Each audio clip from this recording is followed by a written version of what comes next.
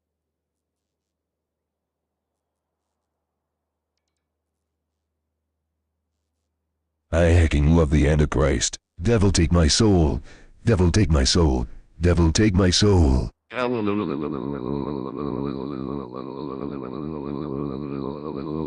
Obama.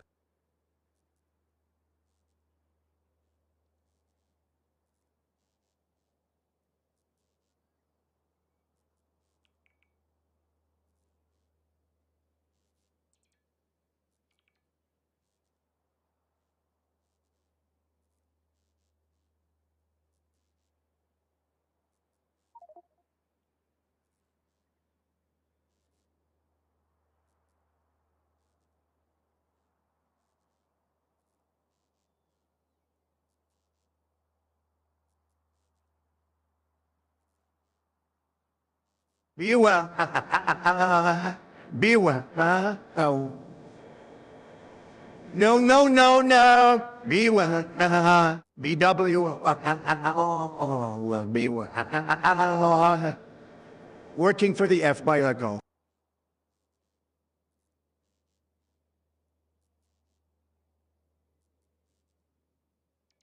The 42 F 972,783. CD 6,246 A1 Deb 0698 605 420 B 100 A 03 F 1C6 FFB 2,568 9 AC 4,166 C0 E 02346 DB3 Ed 0 BB 263 B2304613645661 681529 C2 BB7 F9 X 640 6E08 E09 D97 AB 066.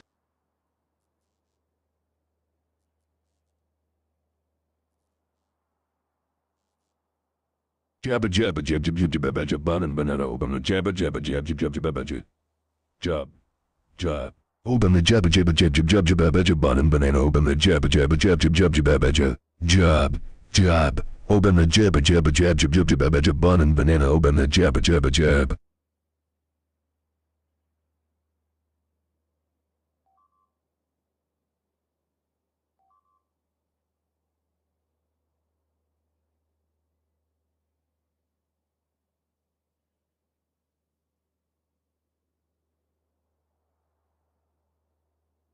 Is Nico getting tips from Destiny?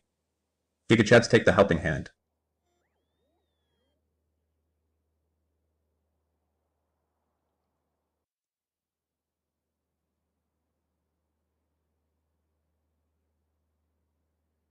No more being white name.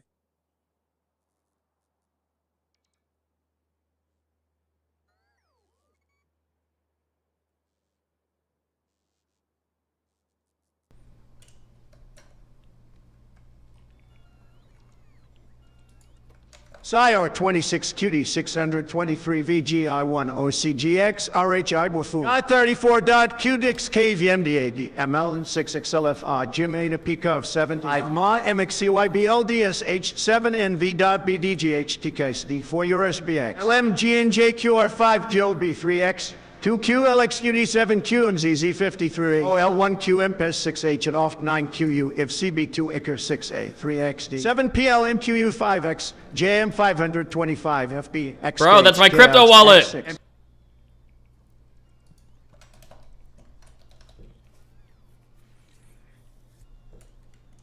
I am seeing through the walls. I know who did 9/11. I am the one who sees, the one who bleeds, the one who eats cheese. Focus, chat. 1. Potato, 2 potatoes.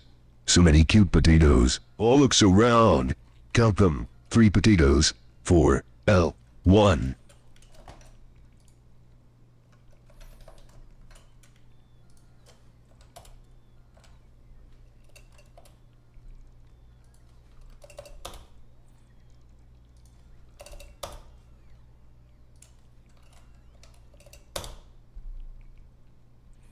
Okay, I think because I feel like I have an okayish background now, I think I'm just going to watch the rest of this and then I'll see the questions that they ask to see if, because now I'm kind of curious, are there any smoking guns in this documentary, or is it all just going to be,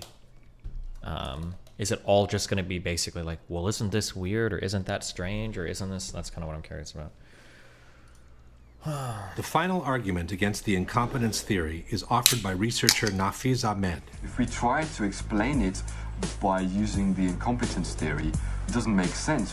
For example, if it was incompetence, we would expect that there would have been a normal inquiry into what went wrong. We would have expected that there would be some kind of reprimands, that certain officials would be downgraded, or they would lose their jobs, or something would have happened to correct the situation.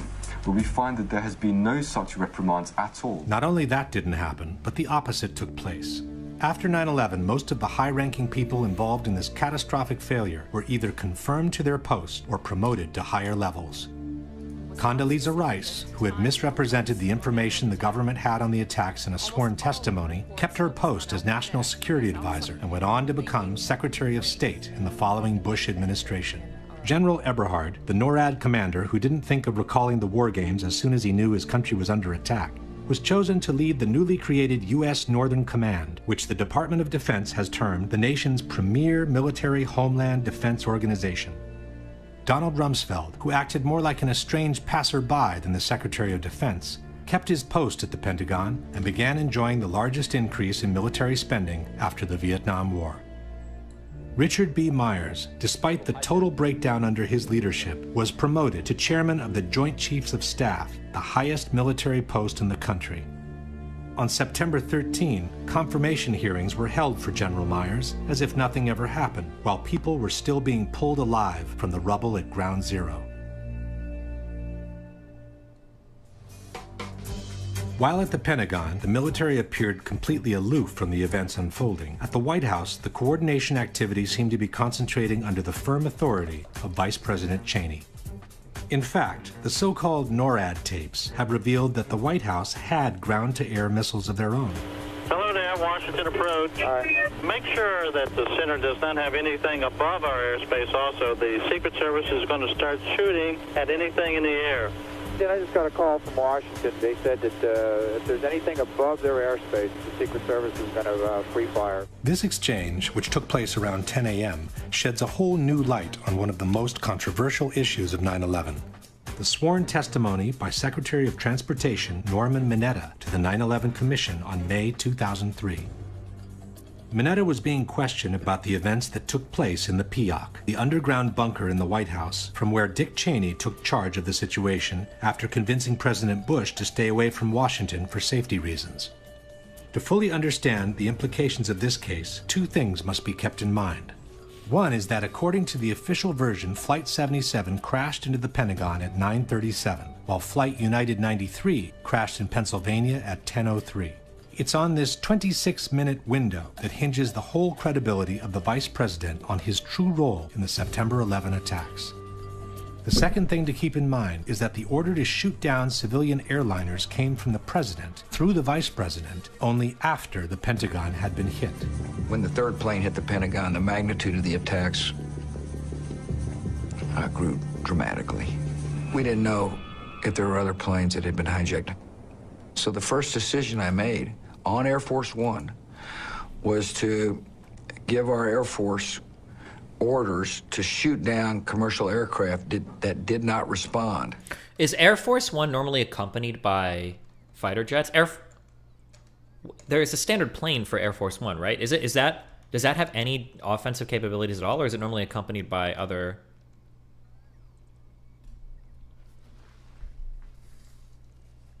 Yes, not usually. Yes, normally.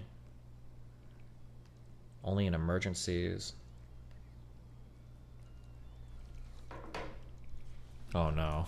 Sneako's mad. Apparently Noah's tweeting out. Oh no. Hold on.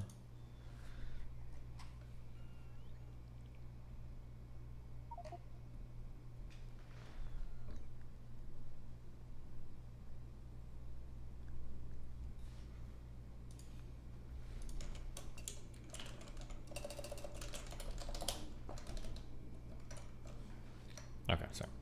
This means that any order given before the Pentagon was hit could not have been a shoot-down order. However, as chairman, the Pentagon was hit that did not respond. This means that any order given before the Pentagon was hit could not have been a shoot-down order. However, as Chairman Hamilton was inquiring about the shoot-down order, something unexpected emerged from Mineta on the plane that hit the Pentagon. And we had that order given, I think it was by the president, that authorized the shooting down of commercial aircraft that were suspected to be controlled by terrorists. Were you there when that order was given? No, I was not. I was made aware of it during the time that the airplane coming in to the Pentagon. There was a young man who would come in and say to the vice president, the plane is 50 miles out. The plane is 30 miles out. And when it got down to the plane is 10 miles out, the young man also said to the vice president, do the orders still stand? And the vice president turned and whipped his neck around and said, of course the orders still stand. Have you heard anything to the contrary? Well, at the time I didn't know what all that meant. And the flight you're referring to is the flight that came into the Pentagon. Yeah. Mineta's deposition posed a major problem. Since the shoot-down order was given only after the Pentagon was hit, Cheney's order sounded very much like one not to shoot down the plane. Hamilton immediately suggested that what Mineta had witnessed was also a shoot-down order. Let me see if I understand. That the plane that was headed toward the Pentagon and was some miles away, there was an order to shoot that plane down. Well, I don't know that specifically. Commissioner Romer picked up where Hamilton left off. You said, if I understood you correctly, that you were not in the room when the decision was made to what you inferred was a decision made to attempt to shoot down Flight 77 before it crashed into the Pentagon. Is that correct? I didn't know about the shooting, the order to shoot down. Commissioner Romer then tried to suggest a different solution. Was there another line of communication between the vice president and you said you saw Mr. Richard Clark on your way in? Was Clark running an operations center as well on that day? Dick was in the Situation Room. So there was a Situation Room making decisions about what was going to happen on shoot downs as well as the PIOC? I don't believe they were making any decisions. I think they were more information gathering from various agencies. Could it have been in the Situation Room where somebody in the Situation Room recommended the shoot down and the vice president agreed to that? Commissioner Romer, I would assume that a decision of that nature would have had to be made at a much higher level than the people who were in the Situation Room. Unable to resolve the discrepancy, the 9/11 Commission took a series of dramatic steps. Firstly, they simply excluded Mineta's testimony from the final report. In the 560 pages of the report, Norman Mineta is mentioned only once, in an unrelated circumstance. His presence in the PIOC is never even acknowledged, and the video segment you have just seen has been removed from the Commission's official website, and it's no longer available. Secondly, the 9/11 Commission moved... It kind of sounds like the dude just didn't 100% remember who was doing what. I mean, I guess we can read into that if we want, but like, what is this guy, the Department of Transportation or the Transportation Secretary? I mean, Dick Cheney's arrival in the PIOC to after the Pentagon had been hit. From the final report we read, the Vice President entered the underground tunnel leading to the shelter at 9:37, which is the same time the Pentagon was hit. The Commission stated that Dick Cheney remained in the tunnel for more than 20 minutes trying to complete a call to the President, and that he only entered the PIOC at 9:58. Why would the Vice President spend more than 20 minutes in a tunnel trying to make a phone call when the PIOC is fully equipped with all kinds of telephones has never been explained. As a third step, the Commission moved the exchange with the young man to after 10 o'clock and rewrote it in order to reconcile it with the official version. From the final report we read, at some time between 10:10 and 10:15, a military aide told the Vice President and others that the aircraft was 80 miles out. Vice President Cheney was asked for authority to engage the aircraft. The military aide returned a few minutes later and said the aircraft was 60 miles out. He again asked for authorization to engage. The Vice President again said yes. In summary, The window of time Mineta described as during the time of the plane coming into the Pentagon had become 10:10 to 10:15 in the commission report. The 50 miles out reference by Mineta had become 80 and 60 miles out in the report. The 30 miles out and 10 miles out mentions by Mineta were removed, and the unspecified order by Dick Cheney to the young man had become a straightforward shoot-down order. And now that the episode had been moved to after 10 o'clock, the commission could maintain that the exchange Mineta had witnessed was referring to Flight 93 when the shoot-down order was already in place, and not to the flight that hit the Pentagon. There was only one problem. Is the argument that is trying to be made was that there was a shoot-down order for the Pentagon plane and that plane was actually shot down? Is that the argument that the guy's trying to make or whatever, and they're trying to cover up the fact that that plane was shot down? With this version of the events, Norman Mineta had to be terribly confused in his recollections, as he could not have been with the vice president in the PIOC at the time the Pentagon was hit. To support this theory, the debunkers point at a statement by Mineta, who said he arrived at the White House while it was being evacuated. Since the official order of the evacuation came at 9:40, or that there were orders not to shoot down the Pentagon plane? Because they wanted the plane to crash, I guess? Okay. 45, contend the debunkers, Mineta could not have been with the vice president in the PIOC at the time the Pentagon was hit. Stanno evacuando la Casa Bianca quando ci sono arrivato. Quindi questa informazione ci permette di localizzare cronologicamente il momento in cui Mineta è entrato a Casa Bianca. But in the same deposition, Mineta also stated that he arrived at the PIOC at about 9:20 a.m. The argument is that the orders didn't come until all the planes already crashed intentionally so that they would be able to crash. Gotcha. Okay. So it's presumable that he was referring to the people that had already started leaving the White House before the official order of evacuation was given. In fact, at 9:52, CNN reported that a slow evacuation of the White House had started some 30 minutes earlier, much before the official order was given. Furthermore, a Secret Service timeline compiled by the 9/11 Commission staff shows that the 30 miles out and 10 miles out calls came at 9:31 and 9:34 respectively. This clearly places the exchange Mineta witnessed before 9:37. At the same time, the main problem with placing Cheney's removal from his office at 9:37 is Dick Cheney himself. On September 16, 5 days after the events, Cheney stated on Meet the Press that he was taken into the bunker shortly after the second tower was hit, which happened at 9:03. So we turned on the television and watched for a few minutes and then actually saw the second plane hit the World Trade Center.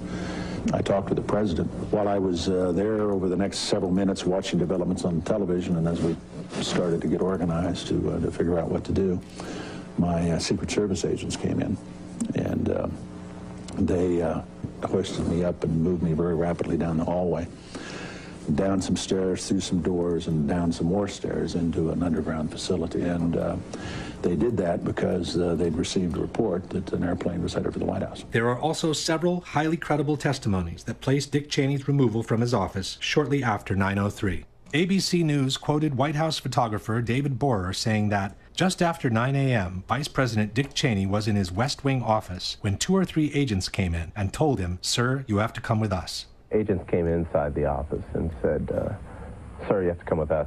The New York Times reported the same story. At 9:03 a.m., as Vice President Cheney was staring at the TV screen, the second hijacked airliner exploded against the Twin Towers. At that moment, the Secret Service grabbed him and hurried him down to PIOC.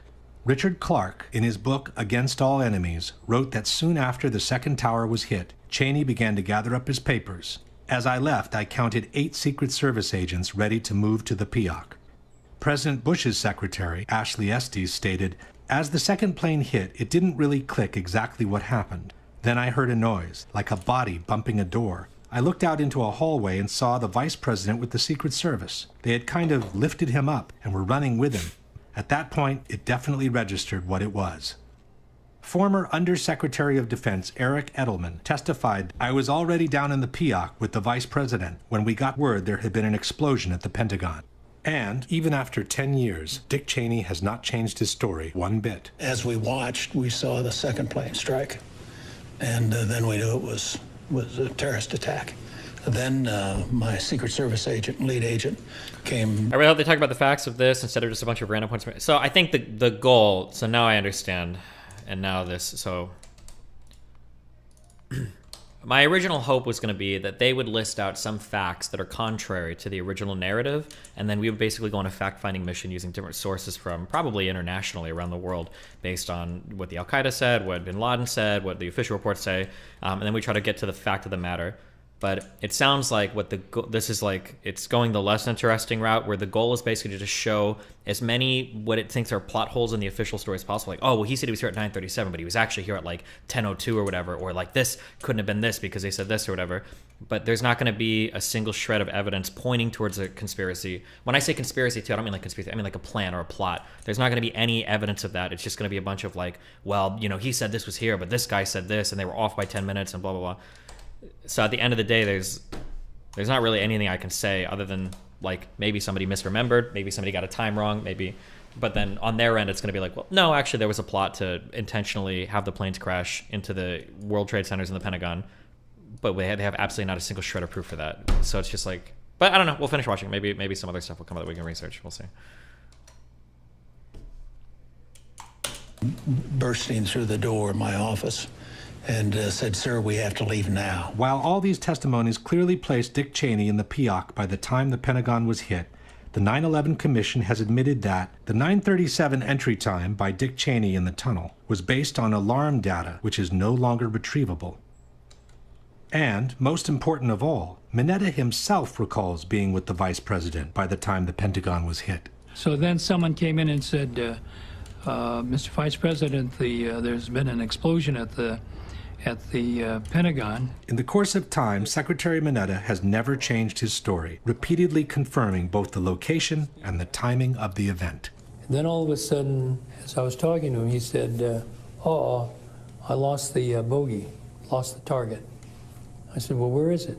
He said, well, somewhere between Roslyn and National Airport. And about that time, someone broke into the conversation. Said, Mr. Secretary, we just had a confirmation from a Arlington County police officer saying that he saw an American Airlines plane go into the Pentagon. That the exchange Mineta witnessed was referring to the plane that hit the Pentagon should be beyond doubt at this point. But we still don't know what was the order given by Dick Cheney to the young military, whose name turned out to be Douglas Cochran. In 2010, some researchers tracked down Mr. Cochran and asked him to clarify what the orders by Dick Cheney were. Mr. Cochran confirmed being the person involved in the exchange, but declined to elaborate. He simply stated that everything that happened on that day has been well documented. The 9/11 Commission report is the authoritative narrative on the events of 9/11. I have nothing to add.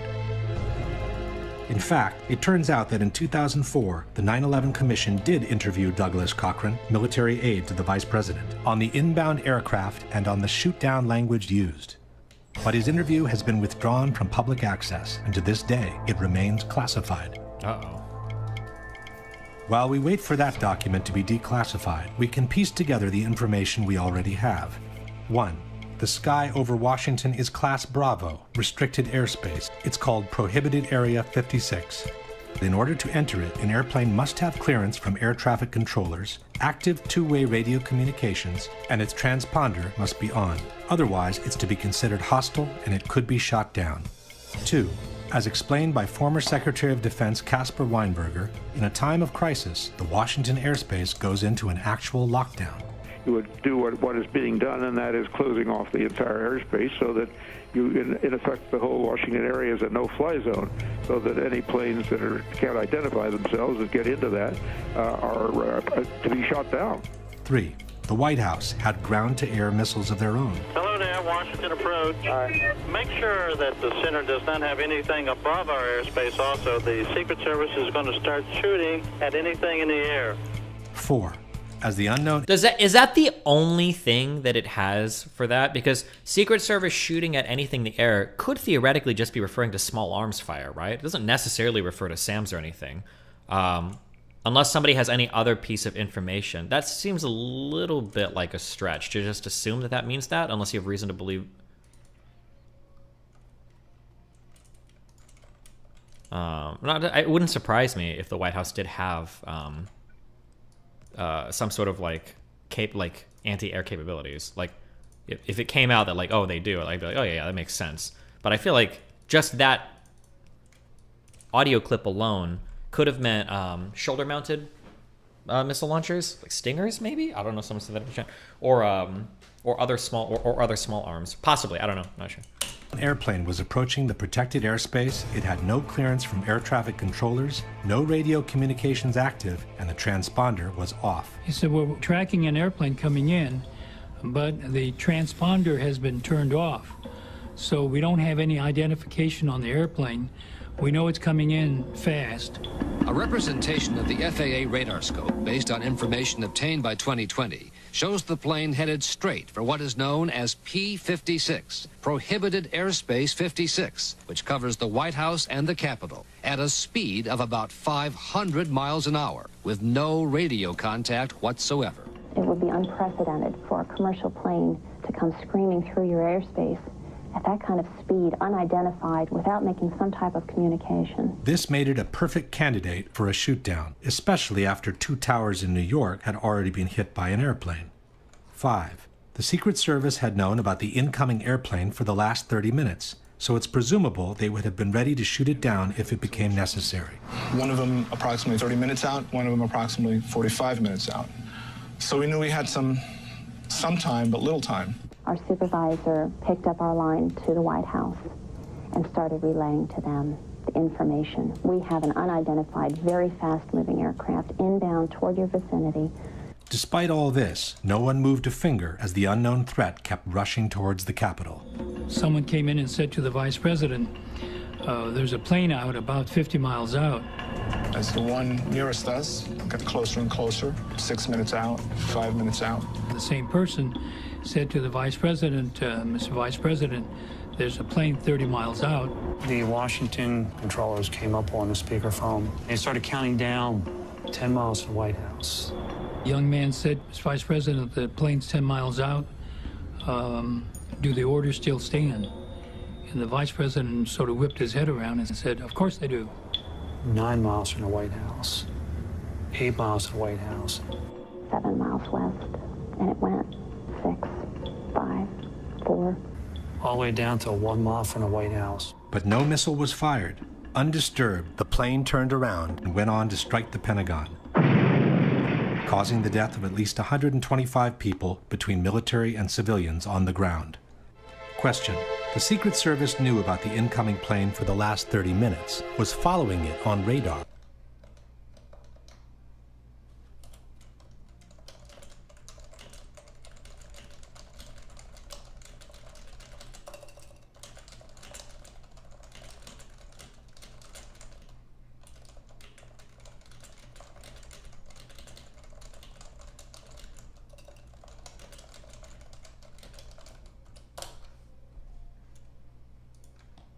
Had the means to shoot it down and should have done so in order to protect the Capitol, but they didn't.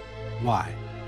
In regards to the exchange between Cheney and the young man, can you suggest anything different from an order not to shoot down the plane as it was approaching Washington's protected airspace? This point seems like really tenuous. But...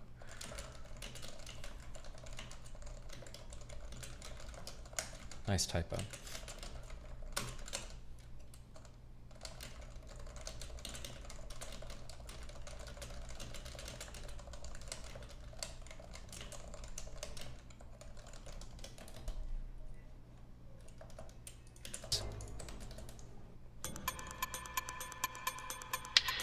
While the military defense leaves many unanswered questions, even more doubts arise when taking a closer look at the 19 alleged terrorists. The first problem is that apparently these guys could barely fly at all.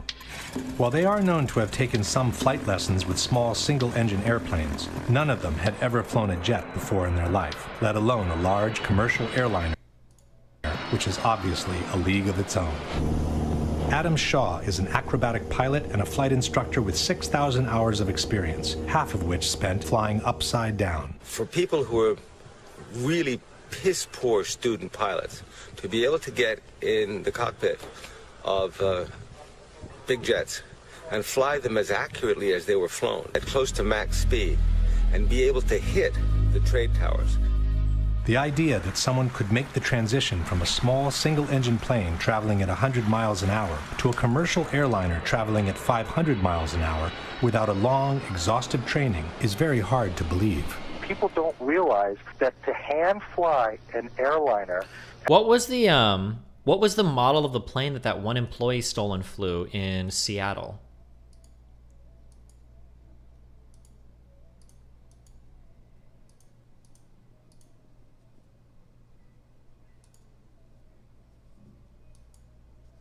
Does anybody know? I don't know if it was as big. It wasn't like a 747. Maybe not a 737. People are saying a Q400. That's still a pretty big commercial airliner, right? Is it not? Or maybe not. Let me check. Hold on.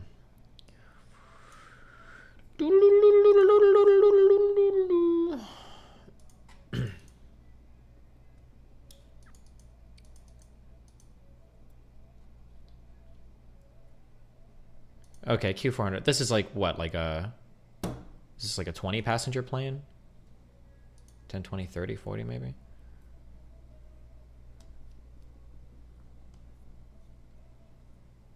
I'm only curious because like my understanding is I don't know if that dude had ever flown a real life plane ever. And I think he managed Russell to and the plane take off smoothly. He came flying out of the cargo area. But people might actually think this is a conspiracy, so I don't actually know. And there's just a single pilot in there. He came flying out of nowhere. We didn't even hear. We thought we missed somebody. Tar, you need to call and scramble now. No, we are. He's talking about scrambling the F-15s from Portland, which train every day for hijackings and terrorist threats. It takes just 15 minutes for the F-15s to fly from Portland to Seattle using afterburners to go supersonic. As Russell flew erratically over Puget Sound, the F-15s flanked him. He just needs some help controlling his aircraft. Nah, I don't need that much help. I played some video games before. Air traffic. I mean, this guy had no flight experience whatsoever, and he was doing loop-de-loops in like this Q400. Like, I'm not saying that anybody could fly a plane, but... Traffic control tried persuading Russell to land safely, including at nearby McCord Air Force Base. But he continued dangerous maneuvers before crashing into a small island 73 minutes after his unlikely liftoff. I got a lot of people that care about me, and it's going to disappoint them to hear that I did this. Right. He had the gamer brain, yeah.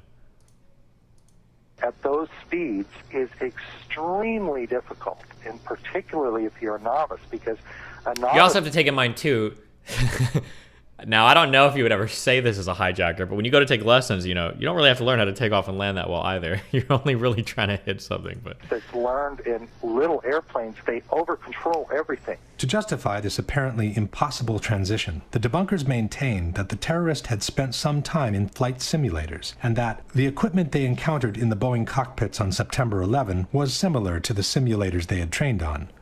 But this is false. For example, the only simulator Hani Hanjour is known to have ever trained in is the Boeing 737, an airplane designed in the 70s, with a totally different cockpit from the 757 he is alleged to have hijacked on September 11. If anything, his training would have confused him, not helped him in any way. Another argument by the... Fuck, I need, do I have any Air Force people? The feeling that I get, and I can't truly know this, unless I've got, like, people that have flight experience, I'm sure that the cockpits are probably different. The arrangement is going to be different, and the instruments are going to be different. But I feel like if you know how to fly one commercial airliner, there's probably a lot of stuff that carries over. Like, there might be different gauges or different controls for things, but, I mean, the gist of flying is going to be relatively similar. That'd be my guess. Was it a 737 versus 757? I don't know if I have any Navy or Air Force people here. Anybody that flies...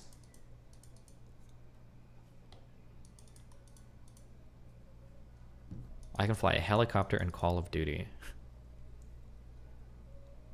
Yeah, that's true. Yeah, and yeah, the guy in Independence Day, he just flew crop dusters, and that guy was able to perfectly fly into the center of that UFO when it was doing the big laser beam. UFO should be something these people believe in, so. I've flown an airplane, actually. I am...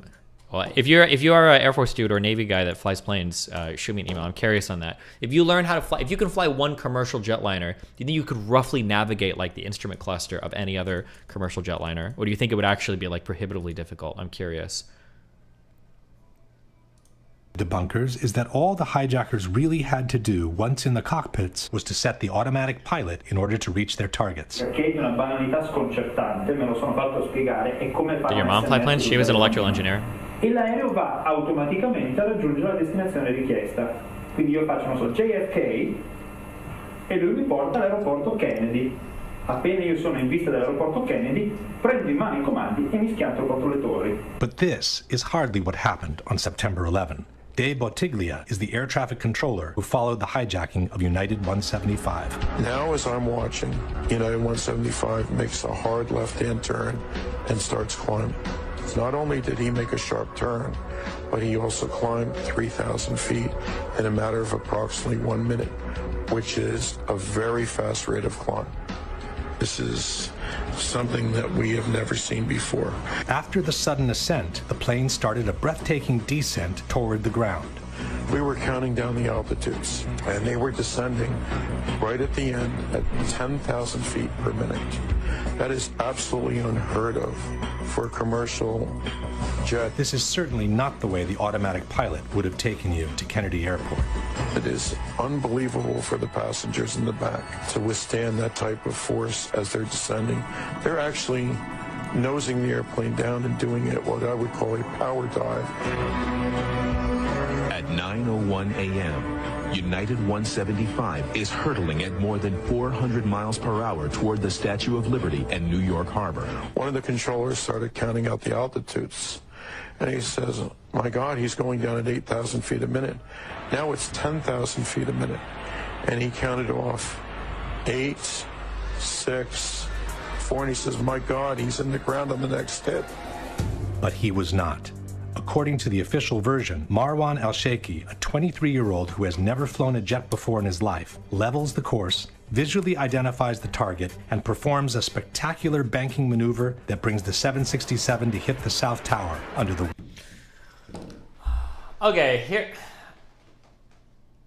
So, it sucks because we're in the world of what ifs. That's the whole thing. I look at this the exact opposite way. So I understand the argument that he's making. So the argument that the documentarian is making is that like this man is performing expert level maneuvers on this plane. He's diving at an incredible rate. He's riding the plane incredibly quickly, and he is performing in the way that a professionally trained pilot would. Not that some 23-year-old loser that's barely spent time in a 737 sim could ever fly. That's the argument that he's making. But I feel like the actual answer would be the opposite. If it was a good pilot, he probably wouldn't be pushing the plane that hard. No? It feels like if it was a good pilot, he probably would have leveled off like way smoother. He wouldn't have gone for the sharp maneuvers, and everything would have been like way more like, doesn't it kind of sound like it could have just been like all of these things are just kind of amateur plays?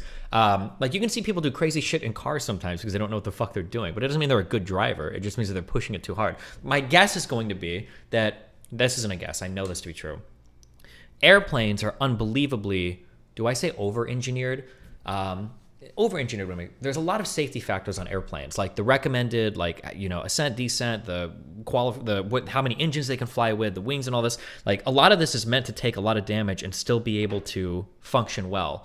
My guess is going to be that commercial planes can probably handle a lot more than they're rated for because of like the safety factors when you design the limitations.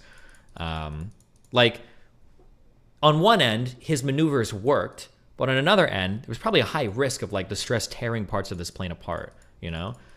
The idea, yeah, it sounds like he was just a bad pilot. But the way that they're spinning it is, he was actually a master pilot that knew how to he was like Maverick. Like, it's not about the plane, it's about the pilot. Like, he was putting he knew the exact stress that is it a 737 could take? Like, I don't know, but...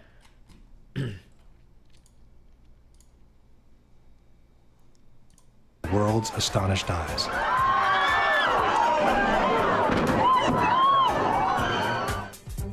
question, Marwan El-Sheikhi had never flown a jet before in his life, let alone a huge airliner. How was he able to perform ascents of 3,000 feet per minute and plunges of 10,000 feet per minute while keeping full control of the plane?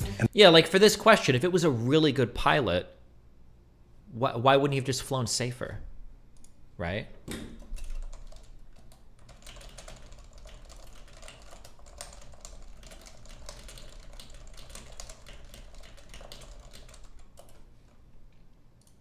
Hold on. No real pilot will subject planes to that level of load. Yeah, I feel like you would just fly safer. It's kind of like how, it reminds me of like the argument between Tate and XQC about who's better, women drivers or male drivers. And people thought that like the thing that makes you a good driver is like quick reaction times. And it's like, no, it's not. The thing that makes you a good driver is so that you don't need quick reaction times. You don't want to be putting yourself in situations where you've got 150 milliseconds to respond in the proper way or you die. You want to just drive safely so you don't encounter those situations, you know? But wait, hold on one second.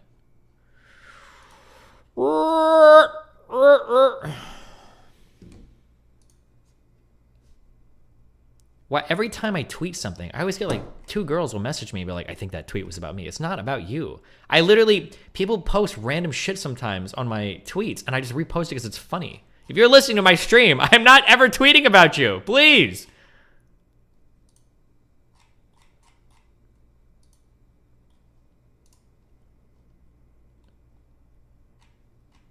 Hold on.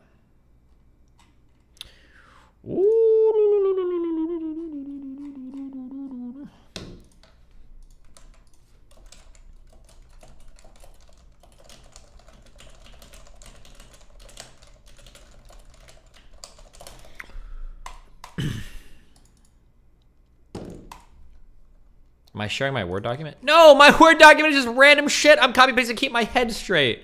Please. You don't want this Word doc.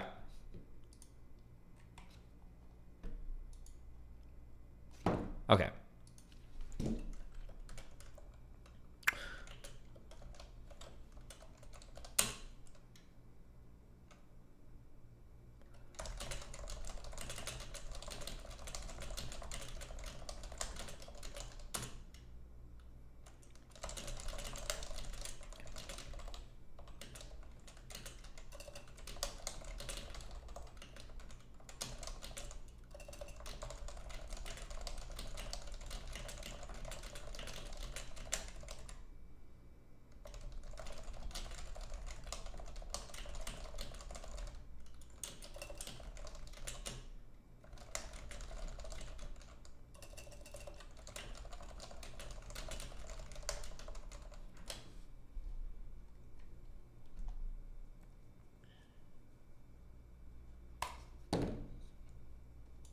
And why would he... What is the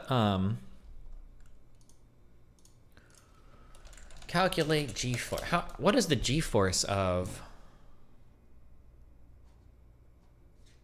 Oh, G-force is measured in acceleration. 10,000 feet per minute is that's just a speed. I wouldn't even be able to. I don't know if I could even. I need more information to calculate G-force. Never mind.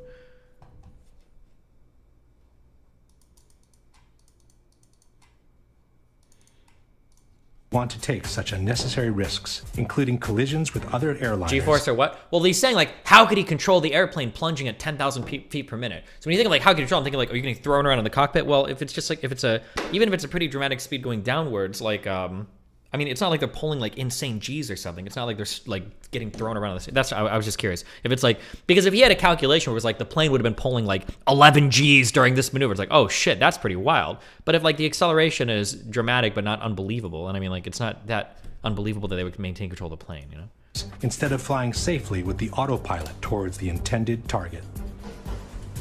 Ziad Jarrah, the alleged hijacker of Flight 93, wasn't known for his piloting skills either. As reported by the 9/11 Commission in July 2001, he had asked to fly the Hudson Corridor near Manhattan with a small private plane. But because Hortman Flight School deemed Jarrah unfit to fly solo, he could fly this route only accompanied by an instructor. Unfit to fly a small private July 3 wasn't known for his piloting skills either.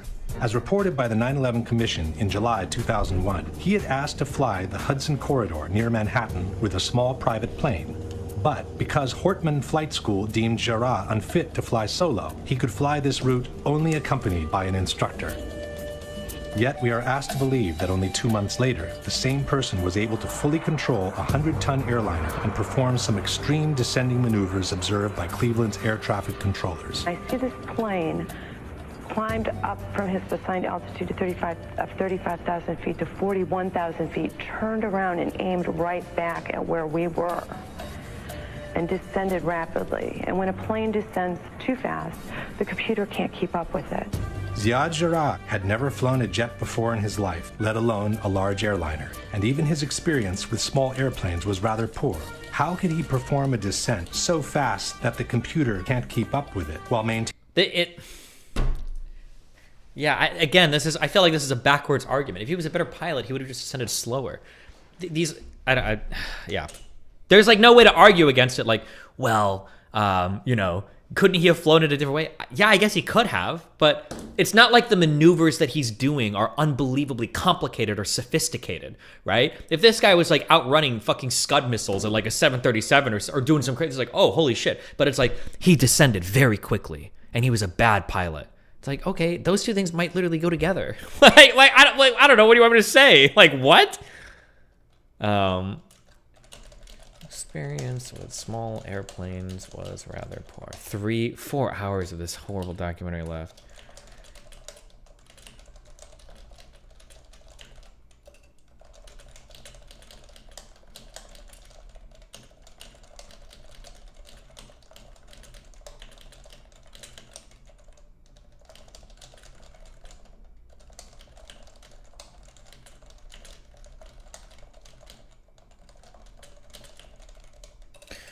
I'm also curious about this thing here.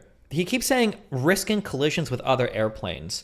Wouldn't you want to drop out of commercial space to avoid other airplanes? Like if I'm flying a plane at 5,000 to 10,000 elevation, like 5,000 to 10,000 feet, I'm not going to run into any other airplanes, right? I'm pretty sure that most commercial traffic starts at 20 to 25,000. I feel like flying below that would minimize the chance of you hitting another plane. No? Maintaining full control of the plane, and why would he need to take such an unnecessary risk, including collisions with other airplanes, instead of safely flying with the autopilot towards the intended target? But the feat of the century must be awarded to Hani Hanjour, a hopeless amateur who is alleged to have been at the controls of American 77. As he finally reached Washington and had the Pentagon in sight, Hani Hanjour did not make the easy choice and just plunge the plane onto the roofs of the building. He instead disconnected the autopilot and performed a hand-flown, high-speed descending maneuver of 330 degrees that brought him to lose sight of the target again while forcing him to a much more difficult approach close to the ground. Seen from above, the Pentagon offers some 30 acres of unobstructed target. Hitting it anywhere on the roofs would have caused a major devastation and possibly thousands of casualties. Coming in from the side instead, the approach is filled with obstacles, and the target is reduced to a tiny strip of cement coming at you at 500 miles an hour. The debunkers, however, seem to have a good explanation for this apparently illogical maneuver. Normalmente l'aereo dovrebbe scendere in picchiata. Allora, si chiede a un pilota e il pilota ti dice subito: guarda che quella è la manovra più difficile, la fa un pilota esperto. Un pilota di scarsa competenza usa l'aereo come se fosse un camion bomba, ossia vola orizzontalmente, vola basso, centra l'edificio. This very question has already been posed to professional pilots, but the answer was not what Attivissimo claims. Se lei dovesse simulare il volo di uno che vuole colpire il Pentagono, esatto, se la volessi rotta quale essere sarebbe? sicuro lo colpirei sicuramente da questa parte qui. Cioè, per essere sicuro arriverebbe dall'alto così? Arrivando qui perché o si colpiscono questi edifici, diciamo i primi che vengono, oppure si colpiscono gli edifici che sono subito dopo e quindi si crea comunque un elevato danno. Flying a jet near the ground instead does require some major skills, even for the most seasoned pilot. Lei, che ha tante ore di esperienza di volo, riuscirebbe a portare questo aereo negli ultimi 500 metri, da qui a qui, a 850 km all'ora? E dovrei metterci veramente tanto impegno. La prima difficoltà sarebbe quella di volare attaccato a terra. Lo so per esperienza diretta, avendo fatto volo militare a bassa quota. Perché il terreno corre via. Certo, corre a una velocità incredibile. Quindi credo che chi ha fatto questa attività possa capire cosa vuol dire stare a 10 metri da terra, 5 metri da terra con un aeroplano che pesa 110-120 tonnellate lanciato a 900 km all'ora. Basta toccare la close e schizza via. Come si fa a pilotare Hold un on. aereo? Was that plane that hit the Pentagon 15 to 30 feet off the ground? Or like 100 or 200 feet off the ground? 15 to 30 feet off the ground sounds like... Is there like an actual like source on what...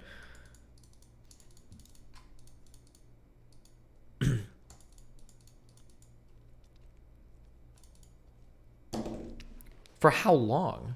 It was clipping light poles? Yeah, I can believe that, but light poles are...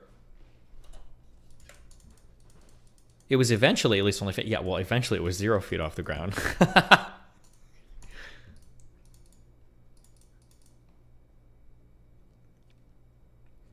Would it be too far of distance with the Dali band music in the background? Yeah, I'm thinking that's probably not a good idea.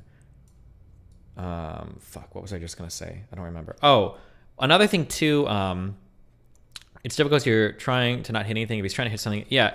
Another thing too, for a lot of the things when people are talking about like, is this difficult to do or is it not difficult to do? I feel like the qualifications for the difficulty are going to be a bit different if you're trying to do this one time and die versus if you're trying to like safely land a plane the entire time too, you know? Like if somebody's asking like, could you perform this maneuver?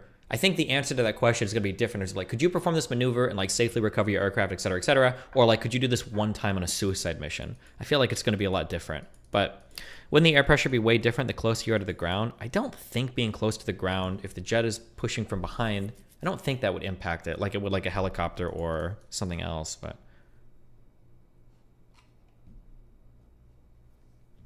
a 530 miglia all'ora a rasoterra. È possibile? Come diceva il collega, è estremamente difficile, è complesso anche perché un piccolissimo intervento sul piano verticale fa salire o scendere l'aeroplano, per cui anche un pilota abbastanza allenato avrebbe delle grosse difficoltà. The debunkers insist that the maneuver would have been doable even by an amateur like Hani Hanjour. The difficult part would be that if you hit any sort of like, I don't know what turbulence is like when you're flying that close to the ground, especially because the air is going to be denser down here, that if you are, if you're doing something like that, like even a little adjustment will like fuck your shit really hard.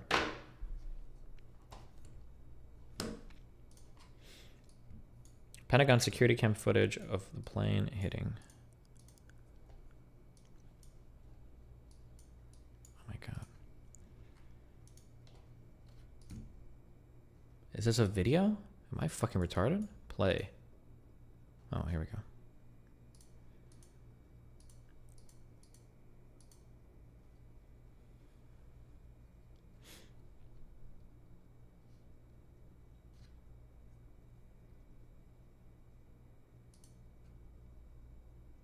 Damn, 2-3 flat frames, basically. Nice. If it's a commercial airliner moving at more than 400 miles an hour, you're probably not going to see a lot from a security camera, to be fair. È tutt'altro che acrobatica, è una virata molto ampia. Il y a des journalistes aux Pays-Bas qui ont dit on va voir, on va faire le test. To prove their point, the debunkers refer to a documentary by Dutch television in which the Pentagon attack is replicated in a flight simulator. Waar waarschuwt het vliegtuig nu voor? Het vliegtuig waarschuwt dat de rolhoek iets te groot is, dus we hangen een klein beetje te schuin eigenlijk. Zijn we nu ook aan het dalen? Ja, we zijn vrij hard aan het dalen. Dat is sneller dan gebruikelijk. Iets harder dan normaal. En dit is de Pentagon. Geef hem vol gas. Nu gaan we crashen. En dan moet hij hier ongeveer aan deze vleugel moet hij erin crashen. But this simulation doesn't seem very accurate. First of all, the approach is made from a much higher angle, while the real plane came in so low that it clipped some of the light poles as it was flying at ground level. Secondly, the documentary doesn't offer precise indications on the speeds used during the simulation. In a more accurate simulation, done with a pilot with an experience similar to Hani Hanjour, the results were quite... Did that guy look like Naniwa? Holy shit.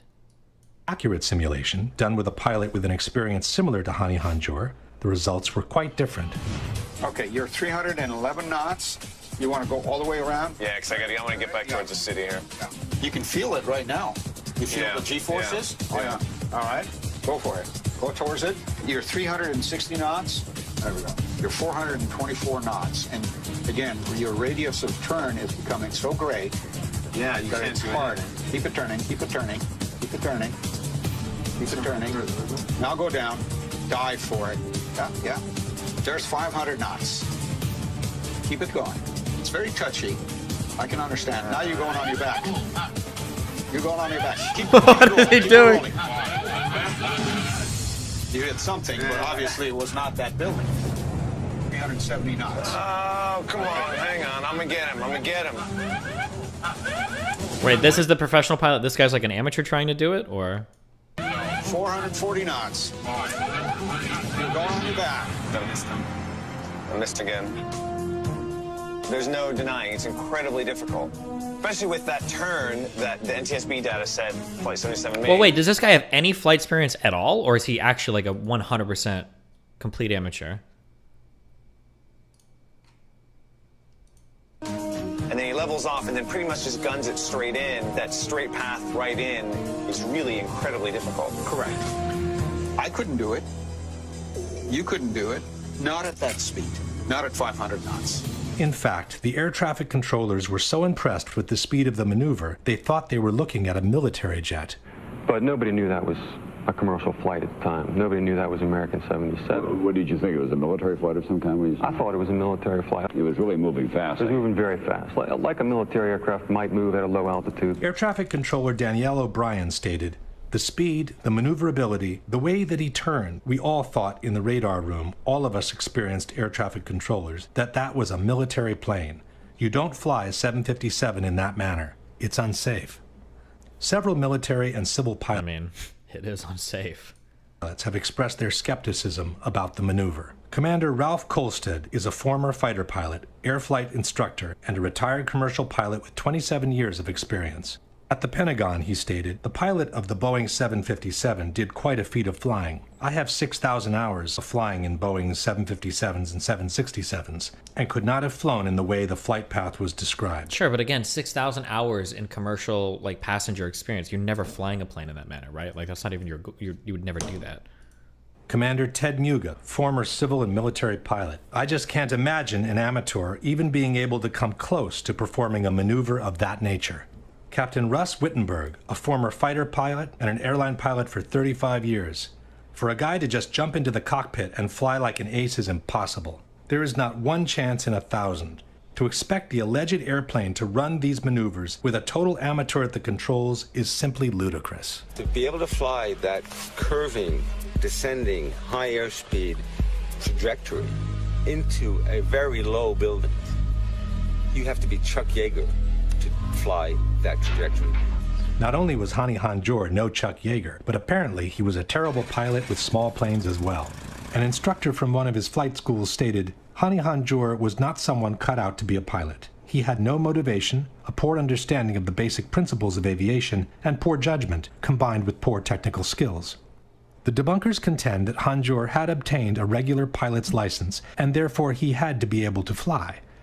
But it is exactly because of that license that major suspicions on Hanjour kept emerging. In a 2002 article called "A Trainee Noted for Incompetence," the New York Times wrote that Hanjour was reported to the aviation agency after the instructors had found his piloting skills so shoddy and his grasp of English so inadequate that they questioned whether his pilot's license was genuine.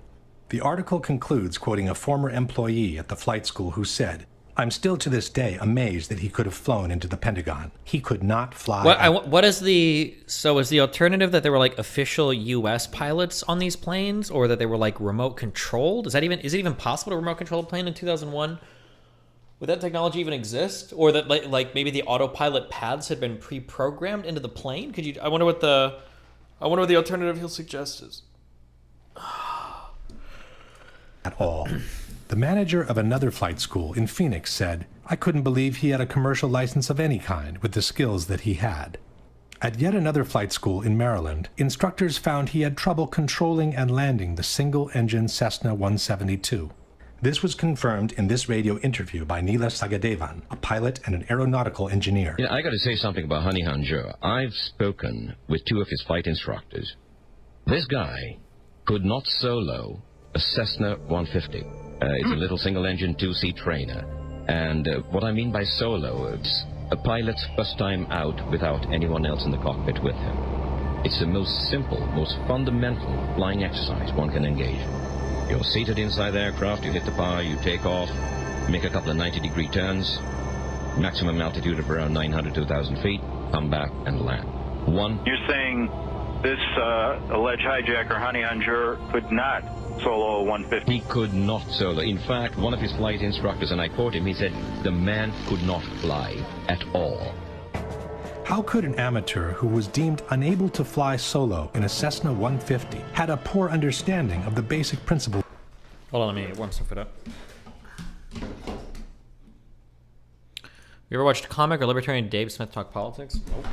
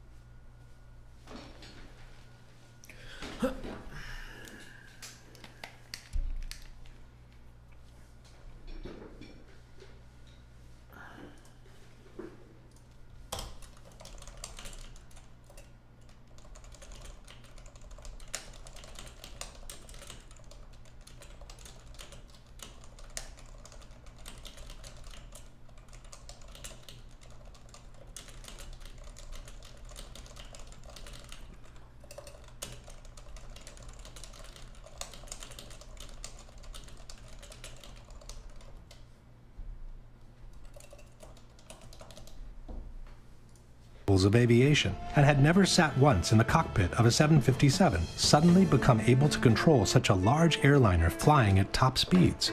And even assuming he was able to reach Washington with the autopilot, why would he want to disconnect it and hand fly the plane for another 8 long minutes, performing a totally unnecessary descending maneuver? Jesus Christ.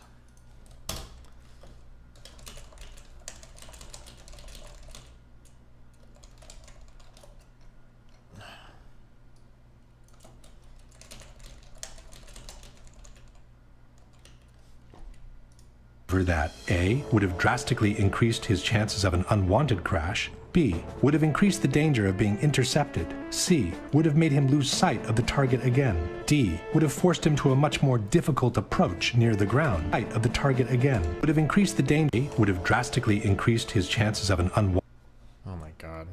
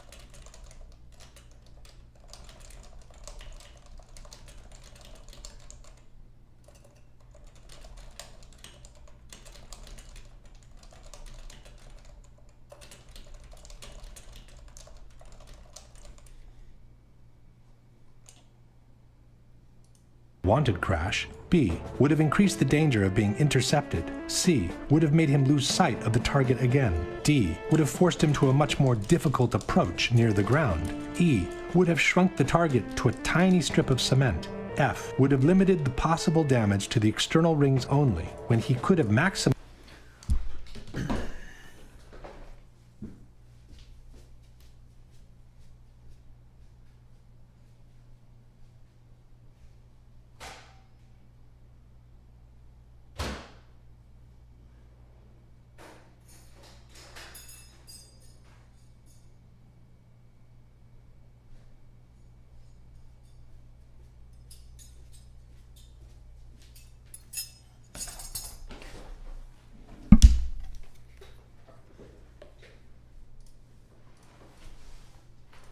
maximize the damage and ensured the most spectacular outcome of the mission by plunging the plane onto the Pentagon's roofs from above.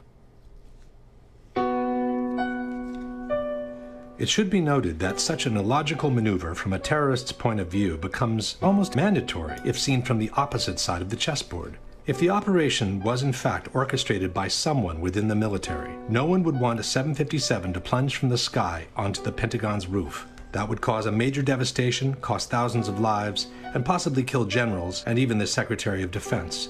To justify... If they were so powerful and so crazy that they could orchestrate this whole event, and you were saying that all the chain of command was absent earlier, couldn't they have just had those people move out of the building that day for some meeting or something? What?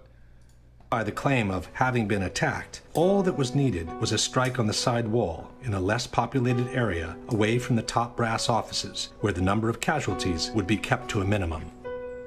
Maybe it's just a coincidence, but the area of the Pentagon that was hit with the strange maneuver not only satisfied all these requisites, but had just been reinforced in order to withstand a terrorist attack. Exactly where the plane went in was an area that had recently been redeveloped with very heavy blast walls and firewalls. All the outside windows had been equipped with Kevlar coating to guard against blast. This portion of the building that had been remodeled, heavy blast walls put in, and the old portion had already been vacated in preparations of the remodeling effort, and the number of dead is probably considerably less than it would have been if this part of the Pentagon had been up to full staff. Fortunately, too, this is exactly the opposite side of all the critical command centers in the Pentagon, the Secretary of Defense's office, the Chairman of the Joint Chiefs office, the National Military Command, where some of the most critical military decisions are made. Fortunately, they were all on the other side of the building. The renovated section had just been reinforced by floor-to-ceiling steel beams that ran through all 5 floors. When the building section collapsed, the structure was held together by the web of 6 by 6 inch steel columns. Between these columns was a Kevlar-like mesh, similar to the material in bulletproof vests, which kept masonry from becoming shrapnel in case of an explosion. The suspicion that a strike on this section of the building was expected doesn't rest on the major beefing up of the structure alone. Apparently, the rumor of a strike on the external ring had already been circulating among the top ranks of the military. On September 11, Jim Miklaszewski was the NBC correspondent at the Pentagon. The first time I heard the word terrorism out of any U.S. official came shortly after the second plane had hit. And I bumped into a U.S. military intelligence official, and I said, look, what have you got? And he said, obviously, this is clearly an act of terrorism. And then he got very close to me and almost silent for a few seconds, and he leaned in and he said, this attack was so well coordinated that if I were you, I would stay off the E-ring where our NBC office was, the outer ring of the Pentagon, the rest of the day, because we're next. Question. Even if someone could predict that the Pentagon would become a target, one would imagine a plane to plunge from the skies onto the roofs of the building. Why would anyone suggest to stay away from the external ring, in particular, unless he knew in advance what was going to happen? While we were asked to believe that 19 Islamic terrorists were responsible for the hijackings, no one has ever produced a single image of these alleged terrorists boarding the 4 hijacked airplanes. All major airports in the world have security cameras practically everywhere, covering every public area of the airport 24 hours a day. But the only image of the terrorists released after 9/11 was this shot from a security camera showing alleged hijackers Abdulaziz Al-Omari and Mohammed Atta going through a security checkpoint. The 2 men, however, are not boarding Flight American 11 from Boston to Los Angeles, but a previous connecting flight from Portland, Maine to Boston in the early hours of September 11. Only in 2005 were some images of the terrorists in one of the 3 airports released. They showed the group that allegedly hijacked Flight 77 passing through security checks at Washington Dulles. But the timestamp, which is always embedded in security camera recordings, was either cropped out or absent altogether. They're going to go on to say that these guys were never even on the plane. Okay. Altogether. This means that the video could have been shot at any time prior to 9/11. possibly during a dry run the terrorists did along the same routes. In fact, the 9/11 Commission has stated that many of the terrorists, including Atta, Sheki, Jarrah, Hanjour, Hazmi, took cross-country surveillance flights early in the summer. There is another element that makes these images suspicious. In 2001, most security cameras functioned as time-lapse photography, recording an average of 1 frame per second. This video instead is a continuous recording, similar to those obtained with regular consumer-type camcorders. In any case, the fact remains that in 10 years, we have never seen a single image proving that the 19 alleged terrorists boarded the hijacked airplanes. To address this blatant oddity, the 9/11 Commission wrote that the security checkpoint in Newark, like the checkpoints in Boston, lacked closed-circuit television surveillance. But in a Los Angeles Times article dated September 13, 2001, former FBI Assistant Director Louis Shaliro is quoted saying that FBI agents examined footage from dozens of cameras at the 3 airports where the terrorists boarded the aircraft. We also have the account by David Brent, a technical information engineer who worked for the company that had installed the security cameras at Dulles. After the 9/11 attacks, Brent stated, "I was part of a team that had the laborious task of reviewing all the video from the airport. That's every frame from over 300 cameras with 30 days of retention time. The task took 3 weeks of 15-hour days." So where are the images of the terrorists? Even if the checkpoints from 2 of the 3 airports didn't have cameras, we should have dozens of images of the 19 terrorists standing in line for the check-in, getting their boarding passes, moving through the lounge areas, making phone calls, using stairs and conveyor belts, visiting the duty-free shops, or having a snack before departure. Each of these premises has also plenty of cameras of their own, which are used to keep an eye on their customers. And then we should have seen the terrorists seated in the departure. Video released 9/11 terrorists getting through airport security. It is a chilling image. Video of 5 minutes. Wait, this is literally the one video that he showed us. Brandon, are you even listening? Or are you just like so hungry to Google shit and link it to have it clicked on a stream? And we now know turned out to be hijackers going through airport security and walked successfully through. Good one, Brandon. Departure lounges, waiting for the boarding call, and finally proceeding through the gates that would take them to the airplanes. But we have never seen any of this. Question: why were we never shown a single image of the 19 alleged hijackers moving through the different areas of the 3 airports on the morning of September 11? Since Washington Dulles did 3 airports on the morning of September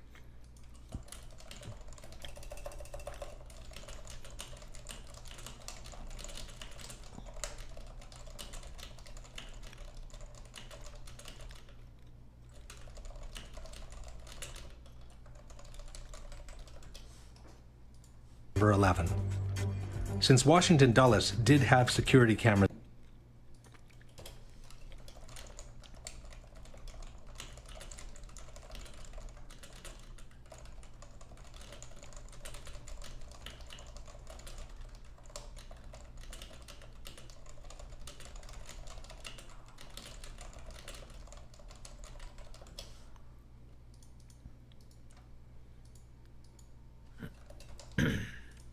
at the checkpoints. Why were we never shown the properly time-stamped images of the 5 terrorists boarding Flight 77 on the morning of September 11? Not only do we not have a single image of the 19 hijackers at the 3 airports on September 11, but we also don't have a single soundbite of their voices from the 4 cockpit voice recorders. With 4 hijackings that lasted between 18 and 41 minutes each, we should have some 2 hours of continuous recordings of what happened in the cockpits of the 4 airplanes. We should have heard the struggles of the terrorists storming in and overcoming the pilots, and then we should have heard their conversations in Arabic as they try to figure out where they are and how to get from there to their designated targets. But we never heard any of that. For American 11, the plane that hit the first tower, we were told that the cockpit voice recorder was never found. For United 175, the plane that hit the second tower, we were also told that the cockpit voice recorder was never found. For the flight that hit the Pentagon, we were told that the voice recorder was found, but it was damaged to the point that the contents were unusable. This is very curious, as black boxes are built specifically to withstand extremely high temperatures and the most violent of impacts. Planes have two so-called black boxes, actually painted orange to make them more visible. They're kept at the back of the plane. Two shells of stainless steel and a heat-protective material shield the flight data recorder and the cockpit voice recorder. They can withstand pressure down to 6,000 meters and heat of 1,100 degrees centigrade. For United 93, the voice recorder was found, we were told, and was in good condition. But, for unknown reasons, the recording was never made public. In December 2001, members of the victims' families... How can this conspiracy simultaneously masterminded by hyper-coordinated geniuses, but also be people who make all these stupid mistakes and overlook all these blatant... Yeah, I don't... It's... yeah, I'm not sure. I don't even know. I'm gonna have to think of like a way to put together like a story to like counter poke holes and everything. Because at the end of the day, that's all it is. Like, for instance, like if it was the case that people knew in advance that there was going to be an attack on the Pentagon, why would one general guy be telling that to a random NBC dude? Like, you stay away from the external ring. If it was like such a secret plan, why the fuck would he say something like that? How stupid would it be to leak everything, you know? Or simultaneously, like, if you were never going to have these hijackers going onto the planes, but you were going to release all of their names, why wouldn't you make sure these were good pilots? Why wouldn't you just like fabricate all their flight school records? Or just send somebody to flight school that is a really good pilot. So be like, oh wow, he was a good pilot. This is way more credible. Like, it's always the problem when people have like the conspiracy theory stuff, that the people that are masterminding the things are simultaneously hyper competent and they're like orchestrating this stuff at the highest levels, but then they make like all of these unbelievably stupid mistakes where it's like, why wouldn't you just take care of this thing? Why not have you guys walk around on camera a little bit? Why not, like, just so that we can see what's going on? It's always the but this is always how these theories work. They're simultaneously like super corrupt, super ingenious, super covert, but then also super sloppy, super lazy, super dumb, like all at the same time.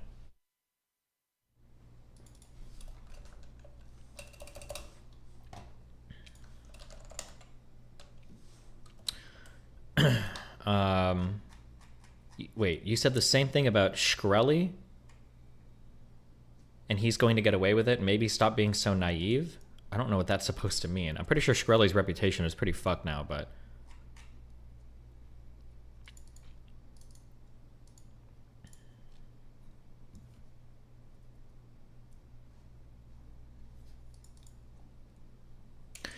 Like, they were a skilled pilot, but not skilled enough to fly there with autopilot without doing insane banking maneuvers. Yeah, I don't know. It's, yeah. Formally asked the FBI to release the voice recorder. Isn't it impossible to cover every single base? I mean, if it was a conspiracy, they're getting away with it. No. Well, what do you mean? Wait, it would be impossible to cover every single base, sure, but I feel like there's some basic bases you could cover. So like what, like you were, because before the actual hijacking or event, you're in control of everything. You've got 100% control. Why wouldn't you have your pilots be like ace pilots that came out of like flight school with all A's, with flying colors, right? Why would you not, like, that seems like an easy thing to do, you know? Recordings from the cockpit of Flight 93. But the FBI replied, while we empathize with the grieving families, we do not believe that the horror captured on the... Hold on. I read these before I ban the people. Destiny acts like he could be convinced of anything. I can be convinced, but... Hold on. Lawlazors. What is... So we're only an hour and 22 minutes in. Maybe they'll release something different. But what is one piece of evidence that's been presented that shows any sort of like behind-the-scenes planning or any sort of like malicious activity going on? What is one piece of evidence we've been presented so far? Let me know. I'll wait for you to type it out.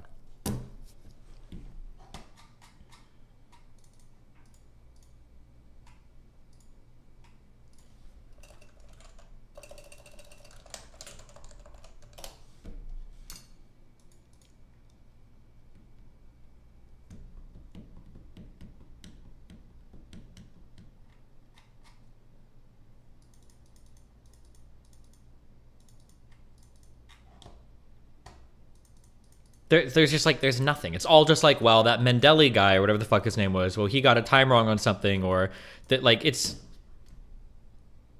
So all of this is just coincidence, and that's fine to you. This is very strange. I was on your side, but I'm not sure anymore.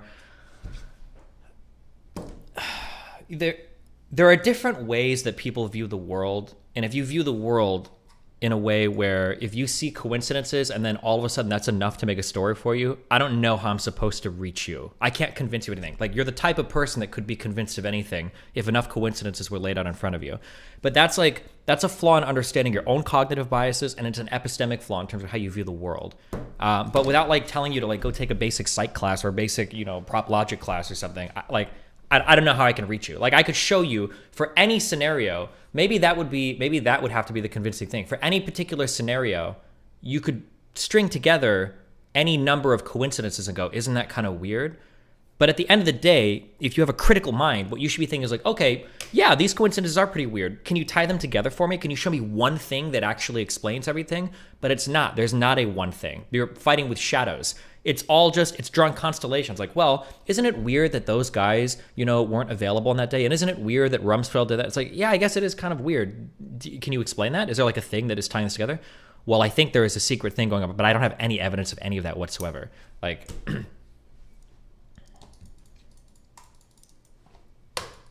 but the issue with conspiracy theories like this is that they don't ever rely on making any hard claims. All they're trying to do is look at a collection of facts and point out a couple weird coincidences, and then at the end of the day, you're like, oh shit, those are weird coincidences, and then there's nothing that you can do.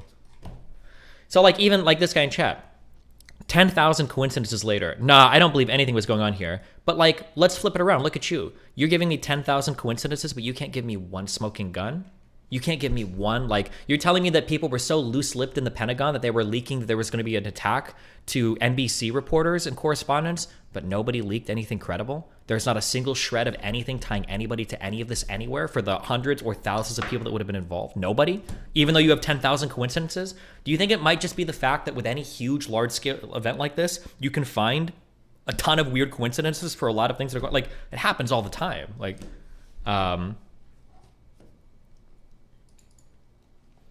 I 100% agree with you, but I'm just curious if you could give an example of what a single thread to tie everything together would be. I don't say you could tie all the claims together. The fallacy that you're committing in your mind is thinking you need to tie everything together.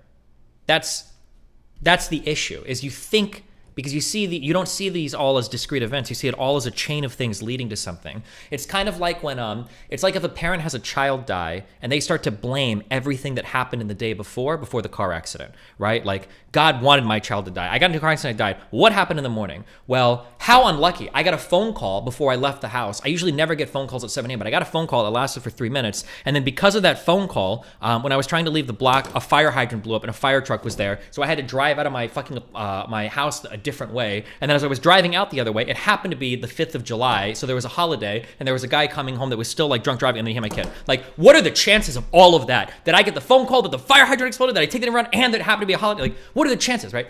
You can mind fuck yourself. Fuck, if you were talking to poker players, you could get this. People that understand probability really well. For any dramatic event that happens in your life, and these are for small, discrete events, not large scale like plans or actual conspiracies are happening. For any small individual event that happens in your life, you can look at a million coincidences. Like, what are the chances, dude? What are the chances that that happened, and then that happened, and then that happened, and then that happened, and then, oh my God. And if you look back on anything, you've even done this before, where you think like, man, how did I get so unlucky that I wound up here?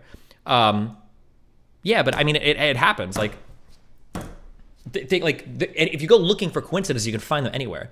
But to actually assert a plan, to actually say that there was some coordination happening, you need to be able to show at least one thing, like just one thing.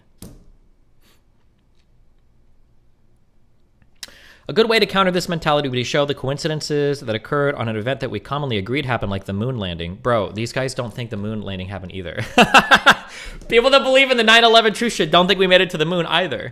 Even though getting to the moon would have been easier than actually faking going to the moon. They still don't believe that, right?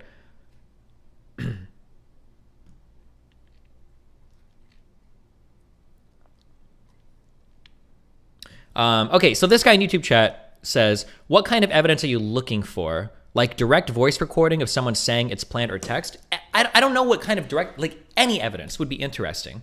But the problem is there's no evidence so far. I haven't gotten anything. All I've gotten is like well, you know, they were doing war games on this day, and why didn't they cancel them? It's like, I don't know, but it might have been the fact that nobody in the history of the U.S. had ever hijacked a civilian commercial airliner and floated into a fucking building before, right? This is a literally unprecedented event. And it's not an unprecedented event of it happening one time. It's 4 different planes in one day. Maybe they didn't do it because of ineptitude. Maybe nobody would have expected them to even have the wherewithal to think to do that within, what, an hour and 20 minutes to be like, oh yeah, we've got 4 hijacked civilian commercial airliners flying into buildings in the United States, right? Not a single plane had ever been hijacked for a purpose like this before in the history of the U.S.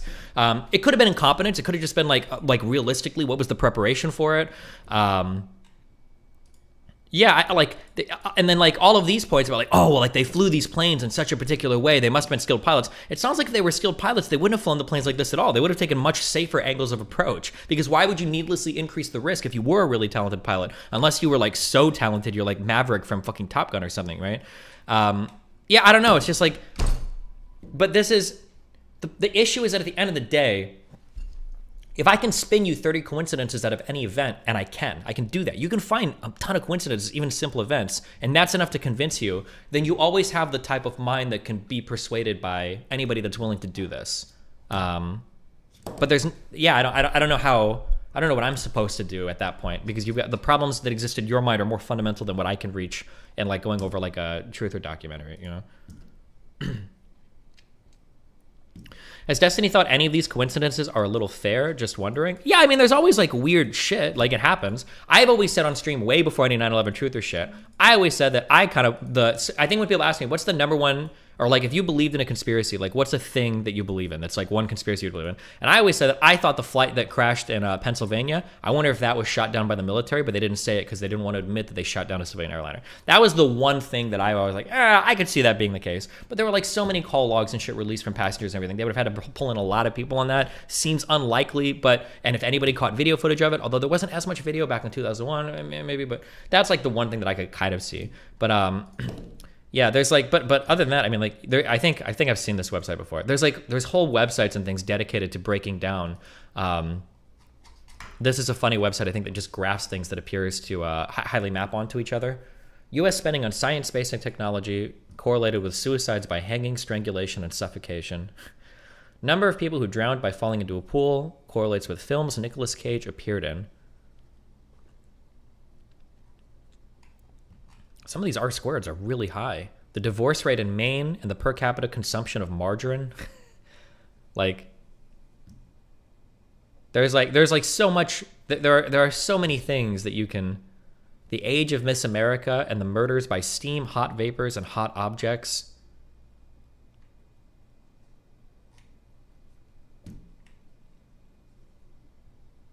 Per capita consumption of mozzarella cheese correlates with civil engineering doctorates awarded.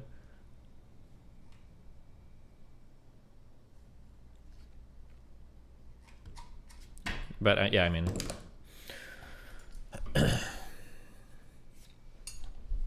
Destiny, haven't been listening for the whole 2 days, so if you've answered this, I apologize. Building 7 has always been the strangest part to me. Do you have an I haven't dug hardcore into Building 7 like that. I imagine Building 7's probably going to come up in this, but like I've seen pictures and everything. Like that place was it was in the there was a lot of debris and shit flying around like related, like People will say shit like, there's no way Building 7 could have come down. Like, damn, I don't know, dude. You've got like these 100-story fucking buildings right next to it collapsing. Maybe it could have. I'm not sure. I mean, like if somebody were to tell me, I wouldn't immediately be like, no possibility, no shot. That's impossible. But I mean, I imagine Building 7 is probably going to come up here. And I know that a ton of people have released a ton of like engineering reports and shit on Building 7, so I'm sure it'll come up.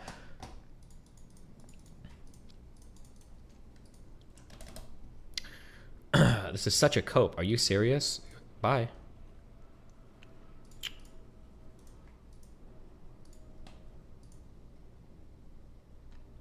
What about BBC reporting Building 7 collapse before it collapsed?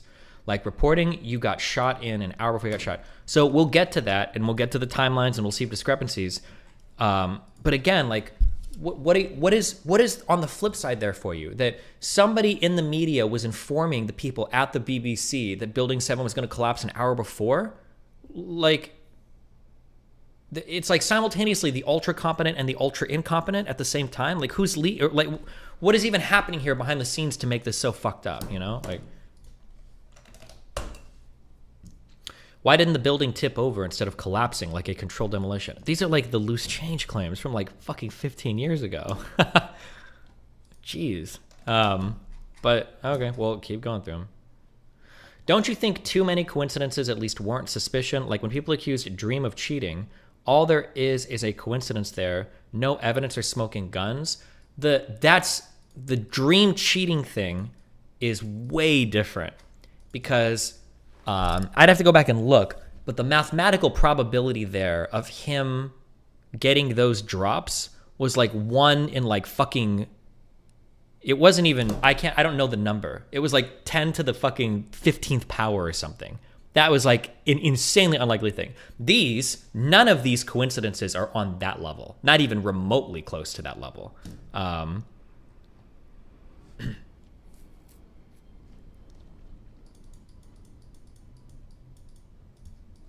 U.S. government makes a false flag on its own people, but tells some random BBC reporter first. Yeah, like it's so weird. Like if this was all a false flag, why would the United States even tell the BBC about Building 7 falling? Why wouldn't they just let them report it like normal? Why would you even rope them into the conspiracy? Like what is even the point?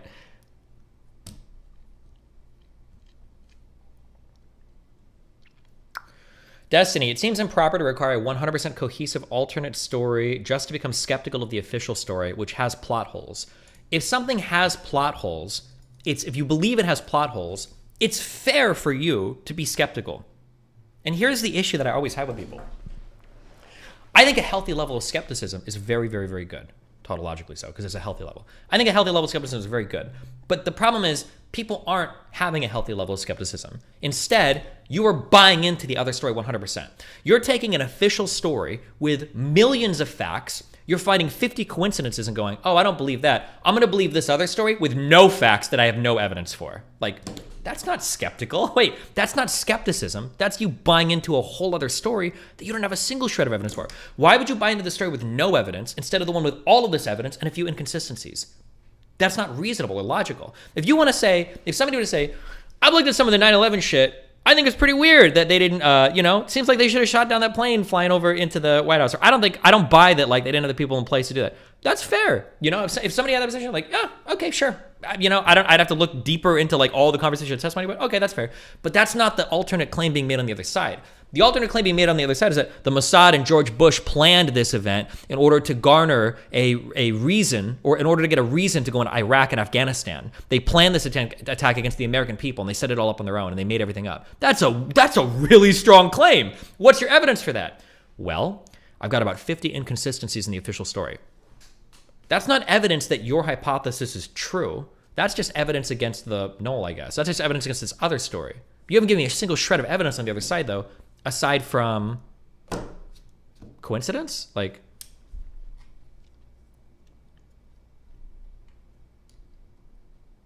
Destiny is here with the agenda to debunk. He's not looking at this with an open mind. Nothing. Okay, before I permaban you, you're permaban. Here's the difference between you and me, okay? I have a very open mind. That's why I spent all day yesterday reading random shit, and that's why I'm going through this dog shit documentary that's fucking 5 hours long. How the fuck can you accuse me of not having an open mind when you've probably never read an official accounting of any of the story at any part of your entire fucking life, aside from what's been shown to you in these documentaries? Bro, come the fuck on. If you're looking at me and you're going like, I don't think he has an open mind while he watches it, you're probably the one with the problem. You're probably the one that needs to take a step back, like, okay, well maybe I'm full of shit, okay? Jesus Christ.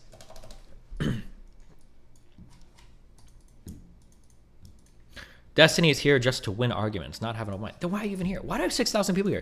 This is a boring stream. Go the fuck away. Destiny, so you're saying you're not skeptical so far because a 100% cohesive counter story hasn't been offered yet. However, this puts you on equal footing with the official story being... No, I never said that. I never said it's because there's not a 100% cohesive counter story. There's not a 1% cohesive counter story. I've never seen in my life a shred of evidence of any top-down planning of 9/11, ever. I've never seen that before, ever. If you have some, yeah, then link me and we can evaluate it.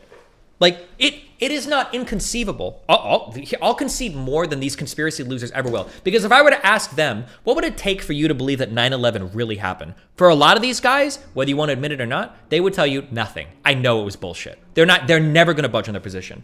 For me, if you show me, if you link me like, oh, well, here was a call between Bush and Cheney or Rumsfeld that got leaked, or this thing came out and they were talking about beforehand, like, we need to do this or blah, blah, blah. Or if there was like a pretty inexplainable like chain of events or whatever that happened on these things, then I'd be like, yeah, you know what? Sure. I'm telling you, there is evidence out there that could convince me that 9/11 was a conspiracy set up by the United States government. It's possible. I'm not going to sit here and tell you it's a 0% chance because that would be dishonest for me to say so. But I'm not going to believe it just because there are coincidences relating to the main story. That's not a skeptical mind. That's just being retarded. Do you think the coincidence argument will be a big roadblock in the debate? Yeah, that's what the whole debate is going to come down to. The debate between Sneeko and Fuentes is going to be fucking mind-rotting. I already know that, but yeah, this is why I don't play Among Us, guys.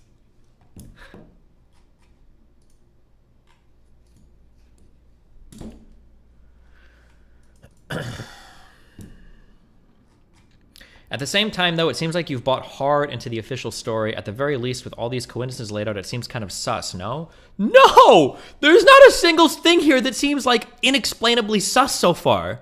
I don't think so. No, I don't think there's something that's like, holy shit, that's wild. No, I don't think so. Destiny hates when 2 + 2 = 4. True, dude. Absolutely true. I can't believe I let myself get baited into doing 9/11 truth or shit. I should have done moon landing stuff. That's way easier to debunk the false narrative on that.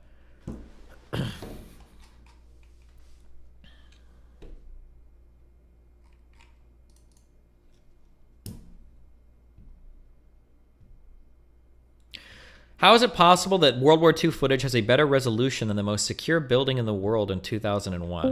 What is the most secure building in the world in 2001? Are you referring to the Pentagon, or like different cameras in different parts of places can have different resolutions for a whole host of different reasons? Like there were probably some small mom and pops gas stations that were recording with fucking webcams that had higher quality shit than official government, but like that's not even a good answer because a lot of government fucking shit runs on hardcore legacy technology, like on old shit that just works and is reliable.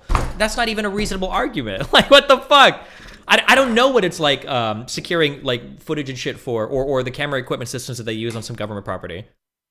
I do know that every single friend I've ever known in my life that's worked on government shit has constantly complained about how old and out of date a lot of the software and technology they use is. But the reason why it's old, I shouldn't say out of date. The reason why it's old, though, is because it's secure and stable, right? So there's a risk of every time you upgrade to new shit, there might be bugs or flaws. And for national security shit, you don't want to risk that usually.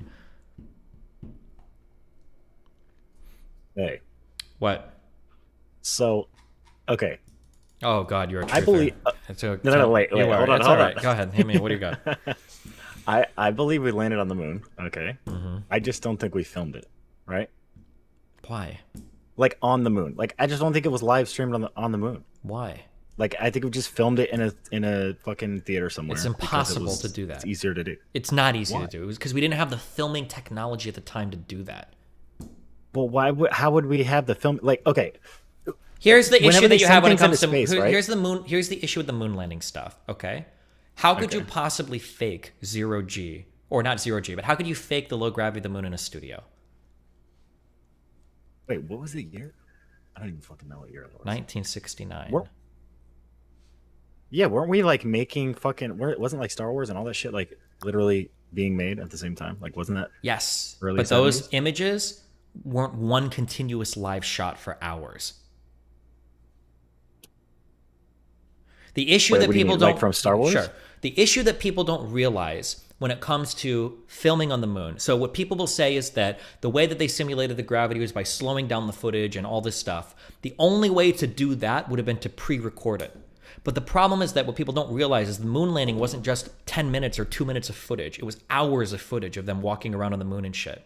We don't have the technology to splice together film reels like that because this was all analog at the time. None of this was digital. To splice together all of that film, to have absolutely no traces of anything going on in those workshops, and then to be able to take these like 400-foot reels and then play them in a way that was totally untraceable. And not, like it was impossible. Like we were already shooting ICBMs at each other and shit. Like, well, I don't know if we're actually launching ICBMs. I know we had the technology for it. We already had rockets and all the tech to launch some shit to the moon. But the filming technology at the time to fake 2 hours, to do like a 2-hour recording, and then to slow the speed down and double crank it to get, like, it wasn't possible. It's impossible to do that. The filming technology just didn't exist. Yeah, I don't know about the filming technology at the time. I just think it would make sense to like pre-record it or record it after because of the like weight limitations to like sending things into space. I mean, the biggest weight limitation is probably going to be the actual fucking vessel itself. But I mean, like taking because they were sending people, and they were like even now, like whenever we send things into space, we like everything's micromanaged down to like the gram. You know what I mean? To make sure that there's enough fuel to like carry everything so people don't like die, especially. I mean, I'm sure they make sure they have the appropriate levels of weight and everything, but I don't think it's micromanaged down to the gram. I feel like even in that moon shit, I could be wrong, but I thought I heard stories of astronauts sneaking things in their pockets and stuff. Really? I feel like I remember that, but I could be wrong. So don't quote me. That might be fake news. But I thought I remember stories of like sometimes an astronaut would hide some like charm or some shit in their pocket or whatever, like stuff like that would happen. But it wasn't micromanaged down to the gram. I mean, your weight is fluctuating anywhere from like 1 to 4 pounds on a daily basis. A lot, though, well, sure. I mean, yeah, but yeah. But yeah, I mean, there's a film dude that does a video on the moon landing couldn't have been faked, and it's an interesting look into. People forget how primitive the video technology was of the day, and the idea that we could have faked hours of live footage with no splicing marks that could have been pre-recorded and then slow, like which is impossible. That would have been unbelievably sophisticated video technology for the time. It was impossible. It doesn't have to be like, I mean, it can just be the whole thing can be pre-recorded though, could it not? No, that's what I'm telling you. To lay it to over record over a live feed. No, right? to like record something for 2 hours would have required huge rolls of film. And you would have had to splice together some of these films. And when you splice together film, you can tell. There's always going to be like artifacts and shit that happen. And it would have had to have been done in a manner that was using like professional video and audio people over the course of however long it would have taken to do it. I don't even know if rolls of film existed that were this large. There would have been a lot of people involved in this project. And even at all of that, I don't even think that was possible at the time. I don't think you could have done that. Like the rolls you would have needed would have been way too huge. The artifacts would have shown when you were splicing the different reels together. Like the video technology did not exist at the time, and you would have needed like twice as much film because you would have had to film it at half speed to simulate like the artificial gravity and everything too. Wasn't there? But there was like artifacts already on the like. No, it wasn't like a high quality recording. It was like they were pretty high quality recordings. What do you mean? It was a live broadcast. Yeah, but it was like black and white, like I don't know. I haven't seen the moon footage in a long time. Maybe I'm okay. Not remembering it properly, okay, but it didn't seem like it was like hardcore.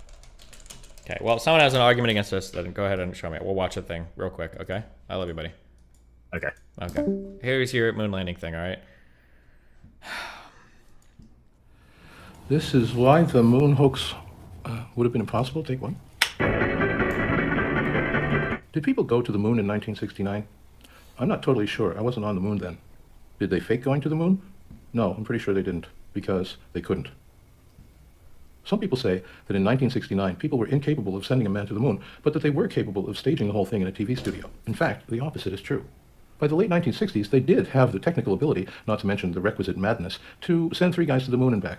They did not have the technology to fake it on video. Now, please understand, I'm not saying this to defend the honor of the United States. The U.S. government lies all the time about all kinds of things, and if they haven't lied to you today, maybe they haven't had coffee yet. So it's easy to believe the Apollo program was a lie, too, especially if you weren't alive then, and if you don't know much about the technology profiles of the day. You see, the later you were born, the more all-powerful movie magic seems. Nowadays, it would be very easy to fake a moon landing, and we seem to have forgotten how to do it for real. Back then, it was the other way around, really. Ever since the 1920s, engineers were trying to improve liquid-fueled rockets and their guidance systems. They wanted to go to outer space. The people who were paying for it wanted better bombs. By 1943, Werner von Braun's people already had a fully functional suborbital rocket called the Aggregate Fear, later known as the V2. After the war, the German rocket scientists went to work for 2 rival superpowers who then went to insane lengths to outdo each other on the world stage. It was a global dick-wagging contest on a scale never before seen in human history. It's fair to say that technology growth in the Cold War was mostly a competition in aerospace, rocketry, and weapons science. That was the kind of engineering people strove to excel in. And by the mid-60s, limited space travel was a possibility, I think. Meanwhile, film technology had gotten wider, and television was still busy trying to be in color. Now, here's where the stories diverge. In one version, the Americans waste $20 billion to send 3 guys to the moon, plant a plaque that says we came in peace for all mankind, and then go home to bomb Cambodia. In the more tantalizing version, NASA at some point realizes they just can't. So to avoid humiliation, they hire Stanley Kubrick to produce and direct the moon landing telecasts. You know, he did such a great job with 2001. Years later, once the Apollo astronauts are starting to collect Medicare, some people get a lot of attention by pointing out flaws in the photographic evidence from Apollo. When you listen to them, they seem not to know very much about photography or video or lighting or even perspective, and I think they're hoping you don't either. So we should have seen stars in the sky? No, we shouldn't. The camera was set to expose for broad daylight. If they were exposing for stars, then this picture would have looked more like this. Flags waving in the breeze? No, it isn't. It's wiggling in the vacuum after they let it go. The shadows diverge unrealistically across the landscape? No, they don't. Go outside sometime and see how shadows work.